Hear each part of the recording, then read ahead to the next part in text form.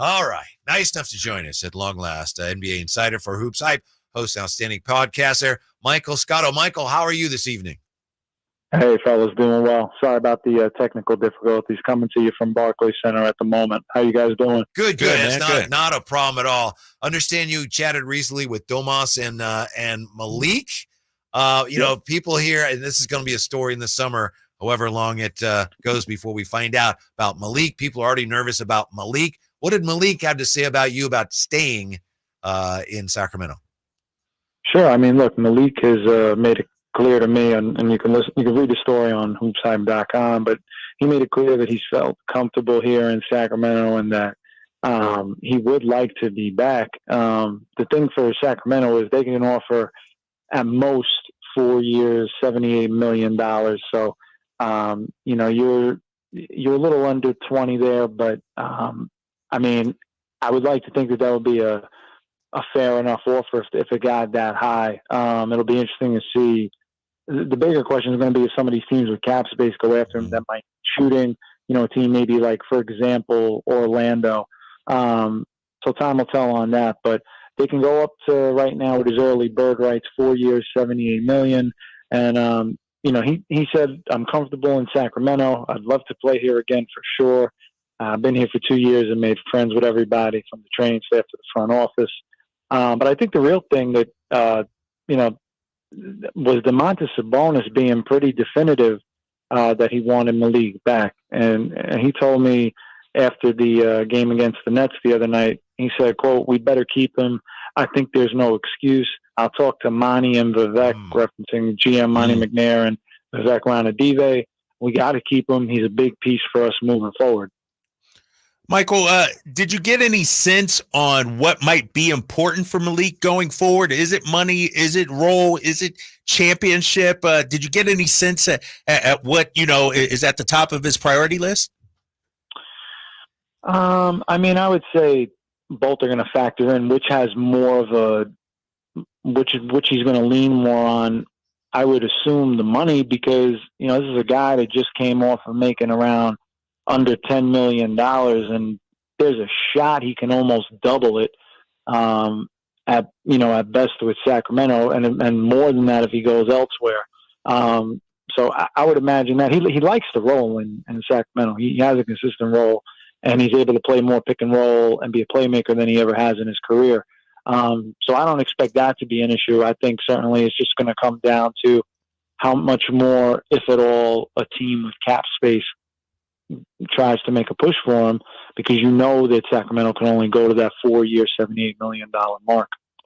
Michael Scotto with us from Hoops Hype. Michael, this may not be fair, but I'm going to ask you anyway. We've been through this here in Sacramento, like fans of all cities have, where you have a player and, players tend to say the right thing for the most part. Malik has shown in many different ways that it appears he does want to stay here. I'm not accusing him of anything, but you talk to a lot of players. Did you get a sense of how sincere he was, how much he meant it when he talked about how much he would like to stay in Sacramento? That's a good question. Based on his body language, when we were his conversation I had was at Madison Square Garden, and he hadn't really spoken to some of the reporters. I think Chris from the Sacramento Bee was asking him about some other stuff separately, but he seemed to be in a great mood and genuine, and that's Malik. Smiling and spoke very glowingly, I would say, about his time in Sacramento. It seemed like he generally has enjoyed it there and does want to continue it. Now, I've had instances with separate players, over the years. This is, year 13 for me covering the NBA, where guys will, they'll say they want to be there, but the tone is not as maybe enthusiastic, or the body language is different. But Malik is a very vibrant personality, and it showed when he was answering the questions. I felt he was very sincere, and I think he does what he would like it to happen ideally. It's just going to be a question of whether a team, blows him away with an offer more than that, which would be pretty substantial. I think Sacramento has a decent shot. If he gets more than $20 million, hey, good for him. But I certainly think, that's fair. He's going to be one of the top 6 man of the year guys going forward, let alone potentially the winner potentially this year. He's in the mix with Naz Reid and a couple other players there. So, I mean, anything is possible, but I think it would be ballpark. I think that 4 for 78 is somewhere in the ballpark where he might end up anyway. Michael, where do you think, the competition comes from when it comes to Malik, other teams? How sought after will he be, and where does he fit in the free agent market, you think, this offseason in the NBA? Now, that's the hard question. The body language one, and was he sincere or not, that was easy. Because it's early. I mean, look, you look at the landscape and you see teams like Oklahoma City, Orlando, and teams like that. I don't know if I don't really know if Malik would fit Oklahoma City or Orlando. They need shooting. I mean, it's possible, but they also have a bit of a glut of guards there. I think they might need a little bit more size. And I'm not, so sure that like Klay Thompson is really a guy that they'll look at. I get the shooting aspect. That is one area that they do want to upgrade, but I don't know if whether it's Klay or Malik, I don't know if those guys are the ideal fits just yet. It's hard to say. I think ultimately, if you ask me as of today, I would think Sacramento has a decent shot to keep him, given what they can offer. And clearly, Domas, De'Aaron Fox, and Mike Brown was also on the record in the story saying that he hopes he's a King for a long time, and it's a short free agency for Malik Monk. Catching up with Michael Scotto from Hoops Hype. You talked to Domas as well, and when the Kings made the trade, and then Tyrese Halliburton has done some phenomenal things. There's been a lot of people around the country that, the Kings, why'd they make that trade? What's wrong with them? And as you know, Domas has played very, very well here. He just had his streak of double-doubles in at, 61, whatever it was. Yep. Why do you think, Michael, that he doesn't get the recognition that at least those of us in Sacramento feel that he should deserve, given how well the team has played since he's gotten here? Well, first of all, I think people in the NBA world will tell you that was a win-win trade for both sides, because De'Aaron Fox would have never elevated to the level he's at with Tyrese there, and neither would Tyrese in Indiana. One guy had to have the keys, and they felt that they could give it to De'Aaron and then upgrade in the front court with Domantas Sabonis, who should have been an all-star this year, in my opinion, but wasn't. And so, I know it's tough because then you got to knock somebody out. But the bottom line is, I mean, he's done everything that they've wanted since coming there. They've made the playoffs, and this year, they broke their drought. And now this year, I know it's been a little tougher, but that's because the West has gotten so much better. I still think they're a competitive team that's on the rise, with Keegan Murray as well. I don't know, his game isn't flashy, even though he's a double-double guy. He's not like a high flyer. He just gets the job done in an efficient rate. I just think that's what it is. Whereas Tyrese, shooting the 3-ball and high assist numbers, more people focus on point guard than a center in the league, because there's few and far between at that position that are good, at an elite level, I should say. So I just think it's a mixture of that. But overall, it was really one of the few genuine win-win trades for both organizations. You really kind of see that in the NBA.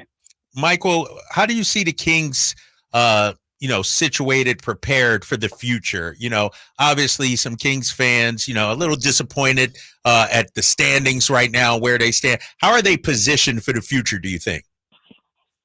Well, I mean, look, first off, I think while Malik has ascended, Kevin Huerter had a little bit of a down year comparatively to last year. But, overall, I think if you look at the team, you say to yourself, Domantas Sabonis and De'Aaron Fox are consistent all-star caliber guys, maybe some, all-NBA level players, depending on the year. And you have that as your base. Keegan Murray has become a lot better defensively, I think, than a lot of people thought, and is adding more to his game. I think he's going to be an X factor for them ultimately, and how far they can go. I think the tandem of Monk and Huerter has been fine, but I could see one of those guys not being back next year. And, if they re-sign Malik, then, Kevin Huerter's name came up in trade talks, and certainly I touched on him on Hoops Hype before the trade deadline. So, maybe that's a move there. But I think their core is good. I think Mike Brown gets the most he can out of them. And, I think the biggest thing otherwise would be what are you going to get from Harrison Barnes going forward, or does he become a trade chip down the line? But the core is young enough where you've got a sustainable foundation for several years ahead, and that's always, I think, half the battle in the league. So tinkering on the edges, Sacramento has the ability on paper to do, and with Keegan as an X factor, I do think there's upside. I don't know if they're a finals contender yet. I think there's still maybe one more big move away, and I'm not sure if that would involve trading Keegan or trading other pieces to get like a good fourth guy, like almost the way like the Knicks were able to get OG Anunoby by moving RJ Barrett and Emmanuel quickly, and kind of going that way with the way they built their team. So I do think there's upside. I think they do have another level to get to, though, and it could take another year or two to get there with potential trades that they would have to get there. Oh, Michael, that hurts a little bit. Michael Scotto with us from Hoops Hype, which you should be checking out every day. And he has an interesting piece up today about his conversations with Malik and Domas. That hurts because we believe the Kings were interested in OG and they weren't able to get him. But I want to ask you about Malik. And Malik being Malik, when you asked him if he deserved to be Sixth Man of the Year, he said, absolutely, should have won it last year. What do you think his chances are? Who's his main competition for that award? Sure. I mean, Malik was funny. He said, I said to him, where do you think you stack up this year? He said, number one, 1,000%. He said, I thought I was number one. He said, I thought I was number one last year too. And, I mean, his biggest competition is really, I would say probably Naz Reid, who's getting some extended run here since Towns has been out from Minnesota. Bobby Portis with the Milwaukee Bucks. And I think another guy that'll draw votes but won't win is going to be Bogdanovich from the Atlanta Hawks. Maybe you sprinkle some Norman Powell there with Karis LeVert, but I really think it's a three-person race between Malik Monk, Naz Reid, and Bobby Portis. And, it's interesting because those guys are a little higher with their teams in the standings, but Malik is outscoring them and has more assists than them. But obviously, as bigger guys, they're going to dwarf him in the rebounding category. So should make for an exciting race. I don't know if it's 1,000% as Malik Monk said, but I certainly think he's got a stronger case this year than last year, and time will tell. Do you think this injury will hurt him at all in the eyes of some voters for sixth man? I mean, the dude still played 72 games. Yeah, I mean, and it's the third time. It's the third straight year that he's done that, which for him was important. But for Malik, I would say that it could, if it's like a recency bias, I can see that argument. But I think he did enough. What would have been interesting to me was if Sacramento had kind of fallen off of a cliff without him, it almost would have hurt for the team. But as an individual case, you could market that and say, hey, without me in the lineup, this started sinking like the Titanic a little bit. But they've kind of hovered around 500 thus far. So I think it's a push, ultimately. I don't think it's going to hurt or help him right now. Michael, before we let you go, and we, of course, appreciate your time, I just want to get your thoughts on what went down last night between the Bucks and the Celtics, the way they're officiating the games now since the All-Star break. Obviously, it's been something we've been talking about for weeks here, but 2 free throws in the game last night. I mean, come playoff time, are we just going to have people tackling opponents, or where is this all headed? I would say the officiating this year has kind of been a little bit like a seesaw. Sometimes I've watched games earlier in the year and I felt like it was a free throw contest. I know, ironically, Darko, the Raptors coach, was furious after I think it was the Laker game. Yeah. And that was the infamous Scotty Barnes is going to be an all-star. That was that rant.